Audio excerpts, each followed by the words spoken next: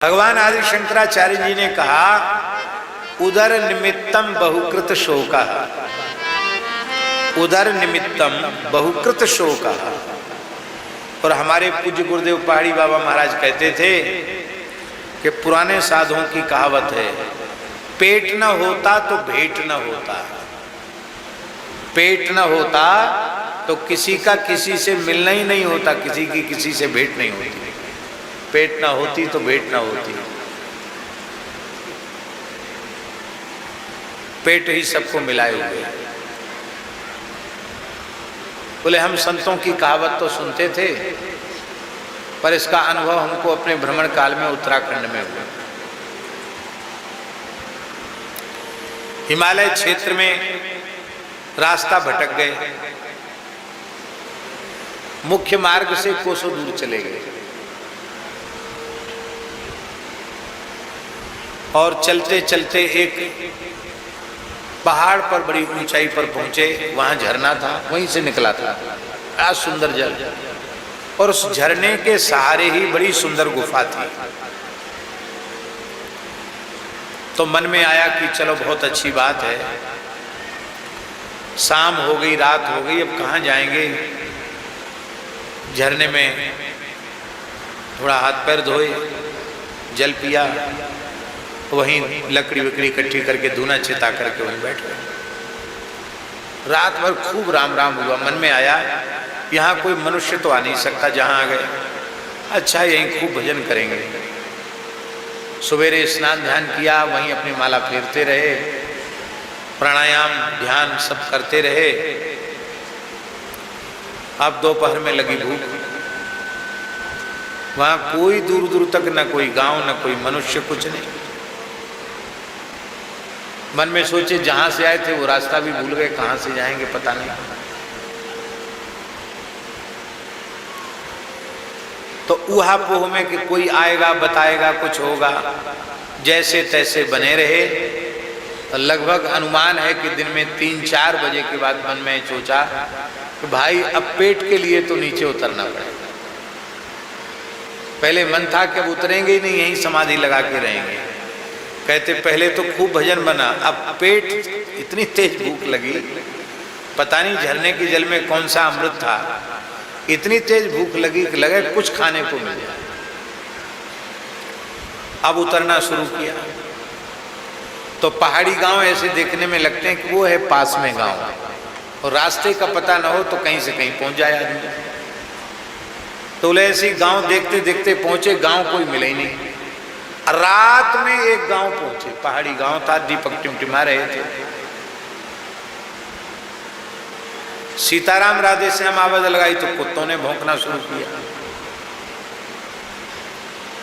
तो गांव के बाहर एक जगह पेड़ के नीचे बैठे रहे। सवेरे पहाड़ी लोगों ने कुछ थोड़ा बहुत आटा वाटा दिया, टिकट बनाया पाया। बोले हमारी जो वैराग्य था ना, वो तुरंत भूख ने नीचे उतार दिया। तो महाराज कहते थे कि विचरण तो सब जगह हमने किया, ऐसे ऐसे स्थल मिले जहां से उतर के नीचे आने की जरूरत नहीं थी, पर पेट हमको नीचे उतार लाया। बुभुक्षित किम न करोति पाप। यद्यपि वे महान तपस्वी, महान योगी थे, महान सिद्ध थे। आप सोचो सन 1942 से 2003 तक मात्र एक छटाक साग और रात्रि में 1.5 पाव दूध, बस यही उनका हाल था। लगभग 130 वर्ष की आयु में उन्होंने महाप्रयाण किया, और वो भी अन्न 1942 में कैसे छोड़ा। तो अंग्रेजों ने अन्न पर कंट्रोल कर लिया। तो सावन भादों का मेला आया वृंदावन में। तो कुछ महंतों ने विचार किया कि अंग्रेज कलेक्टर के पास हम लोग प्रस्ताव लेकर के जाएं, प्रार्थना पत्र लेके जाएं कि कम से कम उत्सव का समय है, थोड़ा कंट्रोल से अन्न हमको मिल जाए। तो कहते हैं हम लोग 30-32 महंत लोग गए मथुरा कलेक्टर के पास, आवेदन दिया उसको कि मेला का समय है, थोड़ा अन्न हमको उपलब्ध कराया जाए सरकारी तौर पर। तो कलेक्टर ने सारा सब देखा सुना अंग्रेज कलेक्टर था और बहुत गुस्सा में भर के बोला अंग्रेज, हम कुछ नहीं सुनेगा, जो गेहूं खाएगा वो गोली खाएगा, जो गोली खाएगा वो गेहूं खाएगा। ये हिंदी में बोल के भीतर चला गया। समझे आप लोग? अर्थ नहीं समझे।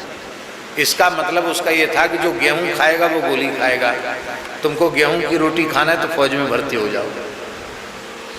जो गेहूं खाएगा वो गोली खाएगा और जो गोली खाएगा वो गेहूं खाएगा। माने फौजियों को मिलेगा और दूसरे को अन्न नहीं मिलेगा। महाराज जी कहते बड़ी गिलानी हुई कि बताओ, भगवान के दास बन के लंगोटी तो राम जी के नाम पर लगाई तो अंग्रेज से अन्न मांगने चले गए। बड़ी गिलानी हुई मन में। आए रात को, शाम को कलेक्टर से मिले थे, पैदल पैदल गए, पैदल पैदल आए। उस समय पैदल ही लोग चलते ही थे, सब साधन क्या था। और स्नान करके कुआं का जल हाथ में लिया और संकल्प किया कि आज से अन्न तो त्याग ही देना है और भगवान को जो साग भोग लगेगी वो खाएंगे। अपने पेट में एक पाव से अधिक कोई भी पदार्थ हम भीतर नहीं जाने देंगे। तब से लेके 1942 से लेके 2003 तक यही उनका आहार रहा, कुछ नहीं। तो वे स्वयं तपस्वी थे, पर जो नए नए बैरागी जिनको चढ़ता था ना, उनको सुनाते थे ये सब चीज़ें। बोले बच्चा, हम 20-22 साल तक घूमे हैं, अफगानिस्तान, काबुल, गंधार तक पैदल गए हैं, बर्मा, तिब्बत तक पैदल पैदल चल के गए, 22 वर्ष घूमे लगातार, सब सुख दुख का अनुभव करके बैठे हैं। एक भजन करना हो तो एक जगह कहीं अटल हो जाओ, एक कोई भगवान का कैंकर्य करो और प्रेम से माला फेरो, भजन करो, यही ठीक है। ऐसा महाराज जी बोलते थे। कहते हम सब घूम के देख लिए और कभी कभी ये भी कहते थे कि पहले घूमने फिरने का भी समय था, अब घूमने फिरने का भी समय नहीं। ये भी कहते थे, दोनों बात। तो भगवान ने कहा कि भूख को मारने की आवश्यकता नहीं है, भूख तो जगानी चाहिए और उसका समाधान है सुंदर भोजन। तो भोजन की व्यवस्था की जाएगी। कबीरदास जी का एक पद है, उसमें कबीरदास जी कहते हैं, सांझ खवाय विदा कर दीनी, होत ही प्रात खड़ी, कहत कबीर सुनो भाई साधो, मौत से भूख बड़ी। मौत जीवन में एक बार आती, भूख रोज रोज चली आती है। भगवान बोले चिंता मत करो, यहाँ मथुरा की सीमा में ही यमुना जी के तट पर मथुरा के ब्राह्मण यज्ञ कर रहे हैं। वो यज्ञ कर रहे हैं, वह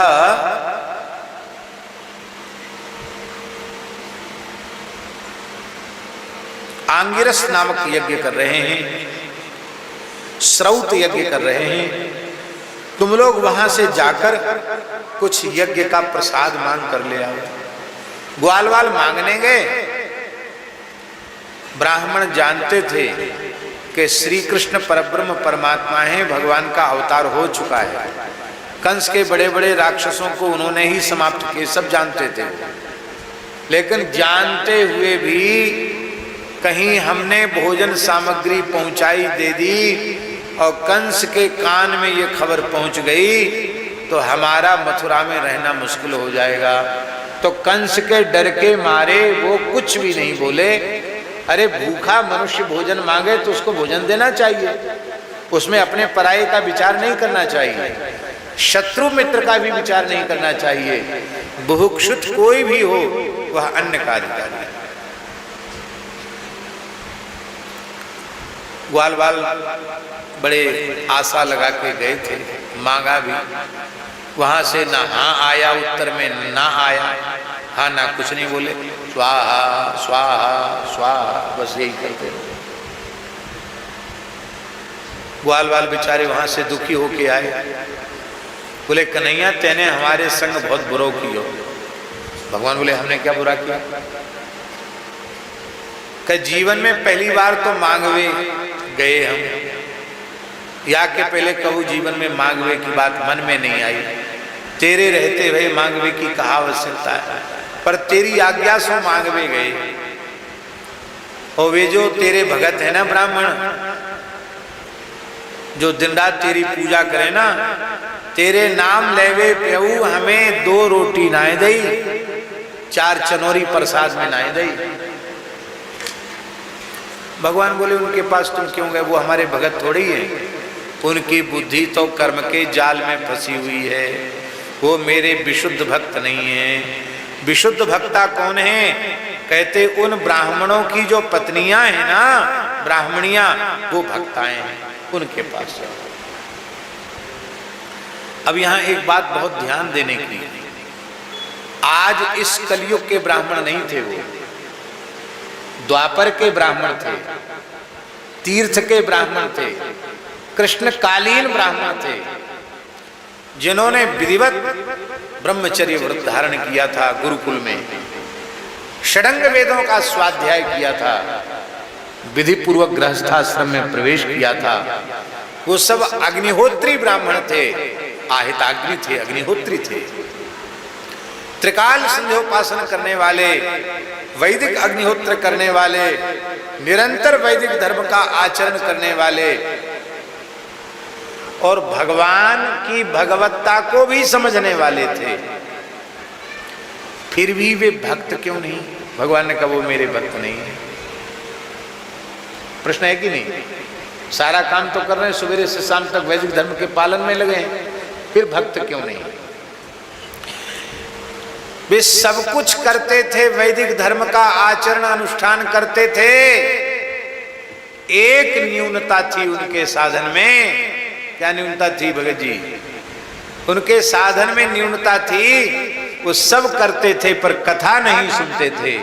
आप चाहे जितनी कठोर तपस्या करें, जप करें, तप करें, नियम करें, होम करें, व्रत करें, स्वाध्याय करें, यदि सत्पुरुषों के चरणों में बैठकर भगवत भागवत चरित्र नहीं सुनते तो आप अपरिपक्व ही रहेंगे, आप परिपक्व साधक नहीं बन सकते। भक्ति देने की सामर्थ्य केवल कथा में। भगवान की कथा के बिना आज तक किसी को प्रेम नहीं जगा। कथा कथा नहीं है, कथा साक्षात श्री कृष्ण है। कथा की प्राप्ति श्री कृष्ण की प्राप्ति है। कथा सुनना बहुत जरूरी है। ध्यान दें, स्वाध्याय से ज्यादा कथा सुनना जरूरी है। स्वाध्याय में इतना समय नहीं लगता, पर श्रवण में एक एक रहस्य उजागर होता है।